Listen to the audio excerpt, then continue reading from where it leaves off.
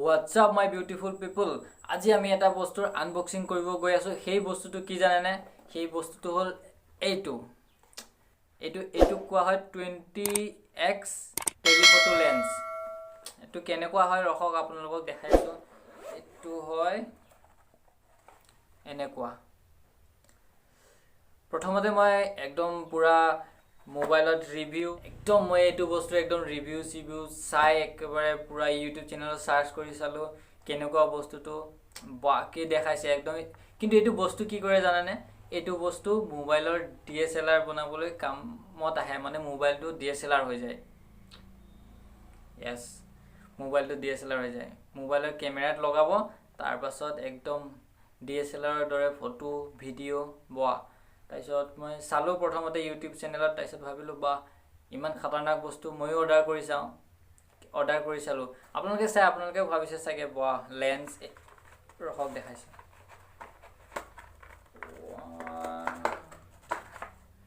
এইখন হৈছে লেন্স, তাৰ পাছত এডাল ষ্টেণ্ড তো লগাই পেলাই মোবাইলত লগাই, তাৰপিছত বোলে DSLR বনাই। তাৰপিছত মই ভাবিলো বা কি খতৰনাক বস্তু, মোবাইল DSLR বনাব পাৰি। মই দিলো অৰ্ডাৰ কৰি পেলাই। ধৰক 1200 নে 1400 এনেকা পৰিছিলে। মই অৰ্ডাৰ কৰি দিলো। আৰু দুটামান বস্তু পোৱা যায়, ৰবক দেখাই আছো। এইকেইটা তাৰপিছত মই দিলো অৰ্ডাৰ কৰি। তাৰপিছত মই ভাবিলো বা মোবাইল DSLR বনাব পাৰি, যিহেতু খতৰনাক ফটো ভিডিঅ' বনিব।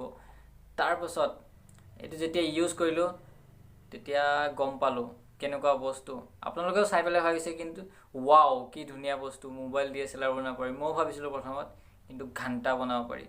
ভিডিঅ'টো গোটেই চাই থাকক, মানে শেষলৈকে চাই থাকক, তেতিয়া গম পাব কেনেকৈ ইউজ কৰে আৰু কেনেকৈ মানে বেয়া হয় বস্তু।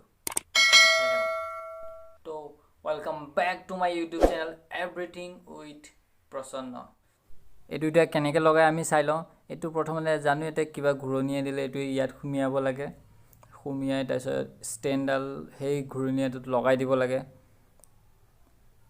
লগাই পেলাই কিবা এটা স্ক্ৰু টাইপ আছে, এইটো টাইট কৰি দিব।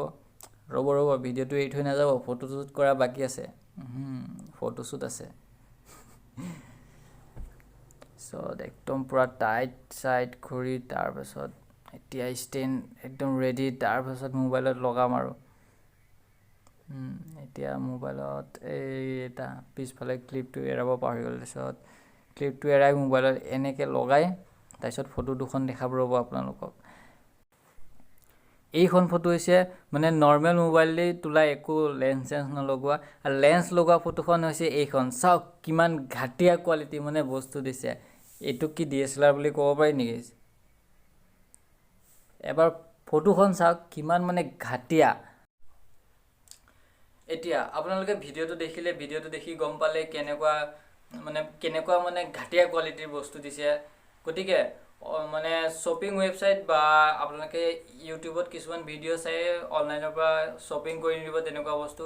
এনেকুৱা একো বস্তু নাই যি মানে এনেকুৱা এটা বস্তু আহিব যে মোবাইলৰ ফটোবিলাক DSLR বনাই দিব। তো একো কাম নাই। এতিয়া একদম ঘাটিয়া বস্তু। এইটো খালি এটা কামত দিব, এইফালেদি চালে মানে দূৰৰ বস্তু ওচৰত দেখিবা আৰু এইফালেদি চালে ওচৰৰ বস্তু দূৰত দেখিবা। কিন্তু এটা কথা, ষ্টেণ্ডডাল কিন্তু ভাল দিছে। আপোনালোকে বেলেগ কামত ইউজ কৰিব পাৰিব। এডাল ষ্টেণ্ডডাল ভাল কোৱালিটিৰ ষ্টেণ্ডে দিছে।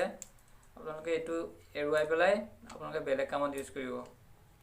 কিন্তু এই বস্তুটোতে একদম ঘাটিয়া বস্তু। গতিকে আপোনালোকে চাই ল'ব কিনাৰ আগত কোনটো ভাল কোনটো বেয়া। এনেই শ্বপিংটো কৰি নিদিব, মানে কিনি নল'ব। যদি ভিডিঅ'টো ভাল পালে তেনেহ'লে চেনেলটো ছাবস্ক্ৰাইব কৰি দিব আৰু ঠগন খোৱাৰ পৰা বাচিব।